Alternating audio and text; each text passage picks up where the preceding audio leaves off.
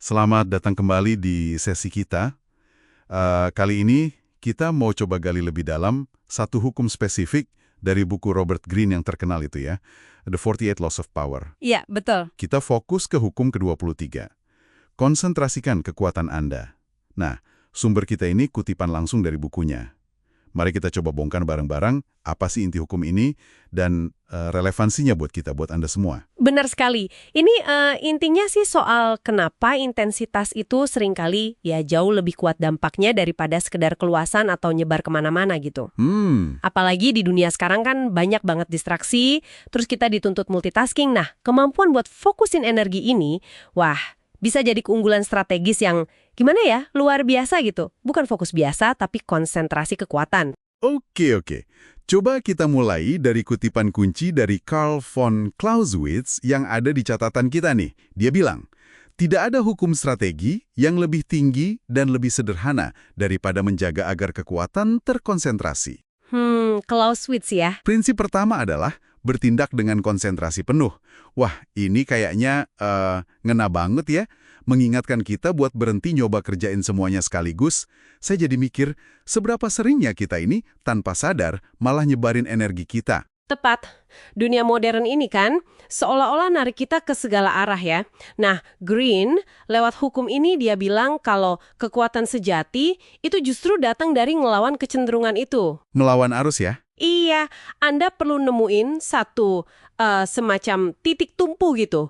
Maksudnya, satu area fokus utama di mana kalau Anda curahkan usaha di situ, hasilnya bakal paling signifikan. Oke. Entah itu bakat unik Anda, mungkin skill inti atau sumber daya kunci yang Anda punya. Terus, semua energi diarahkan ke sana. Ibaratnya gini, lebih baik punya satu tambang emas yang kaya daripada gali 100 lubang tapi dangkal semua. Nggak ada hasilnya. Jadi kedalaman fokus itu ya yang bikin terobosan. Betul sekali, kedalaman itu. Tapi konsentrasi ini ada jebakannya juga kan? Di buku ini diingatkan soal Cesare Borgia. Ah iya, Borgia. Kekuatannya itu kan sangat bergantung pada satu sumber eksternal, ayahnya, Paus Alexander VI. Benar. Begitu Paus meninggal mendadak, ya seperti yang dicatat Greene, kekuatan Borgia langsung, ambruk gitu aja. Langsung hilang ya? Kenapa?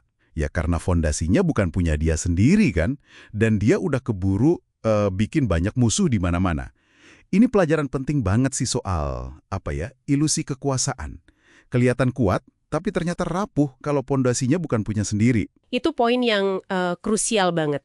Ada beda mendasar loh antara konsentrasi usaha internal Anda, fokus ke tujuan atau keahlian, dengan ketergantungan total pada satu sumber eksternal. Oh, beda ya? Iya, beda. Hukum ke-23 ini lebih nekenin penguatan diri dari dalam. Tapi, menariknya, ada nuansanya juga. Kalau situasinya sangat berisiko atau nggak stabil, nah, nyebarin ketergantungan ke beberapa sumber eksternal mungkin malah jadi langkah bijak buat, melindungi diri. Jadi, diversifikasi resiko gitu ya? Bukan menyebar fokus usaha? Tepat. Jadi bukan fokus usahanya yang disebar, tapi lebih ke diversifikasi resiko kalau memang fondasi eksternal Anda itu belum kuat atau rawan goyah. Oke, paham. Nah, di sisi lain, fokus yang terlalu sempit juga bisa jadi masalah kan? Kayak kasusnya pelukis Renaissance, Paolo Uccello. Uccello, ya. Buku ini cerita gimana dia itu terobsesi banget sama satu aspek teknis, yaitu perspektif. Perspektif ya, betul. Akibatnya, kata kritikus Vasari yang dikutip itu, lukisannya malah jadi kaku, kurang hidup gitu, kehilangan esensi artistiknya. Jadi, obsesi pada teknik bisa bikin kita buta sama tujuan akhirnya ya, karya yang menyentuh gitu. Betul sekali. Ini nunjukin bahaya kalau konsentrasi itu berubah jadi obsesi yang kaku, terus malah ngabaikan gambaran besarnya. Tapi ya, meski gitu, Greene tetap nekenin bahwa sosok jenius yang bisa nguasai banyak bidang, kayak Leonardo da Vinci, itu langka banget. Jarang ya? Ya, buat kebanyakan kita, intensitas di satu bidang unggulan itu tetap strategi yang lebih efektif daripada cuma nyoba-nyoba banyak hal di permukaan aja. Jadi tantangannya nemuin keseimbangan yang pas itu ya.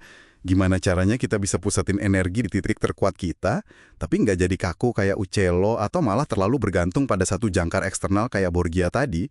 Ini relevan banget sih di zaman sekarang. Tepat.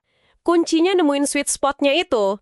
Di era yang, ya ampun, terus-terusan ngebombardir kita dengan info dan tuntutan ini, kemampuan buat secara sadar mundur sejenak, terus identifikasi apa sih yang benar-benar penting buat Anda, dan ngerahin seluruh fokus ke sana, itu udah kayak, superpower tersendiri.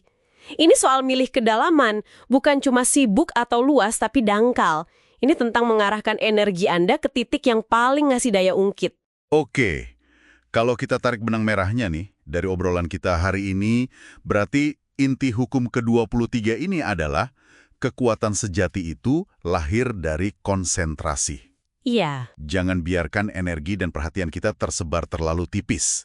Kita perlu identifikasi sumber kekuatan terbesar kita, potensi inti kita, terus gali lebih dalam lagi di situ. Fokuskan di sana ya. Ya, fokuskan energi di sana buat hasil yang maksimal. Nah, mungkin sebagai penutup ya, ada satu pertanyaan nih buat Anda renungkan.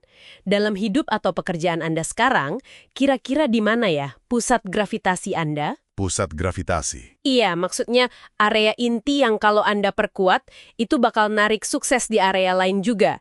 Titik di mana kalau Anda kerahkan kekuatan terkonsentrasi di situ, dampaknya bakal paling besar. Menarik pertanyaannya. Konsentrasi kekuatan Anda itu ngebangun kemandirian yang kokoh, bukan malah jadi ketergantungan yang rapuh sama faktor-faktor di luar kendali Anda.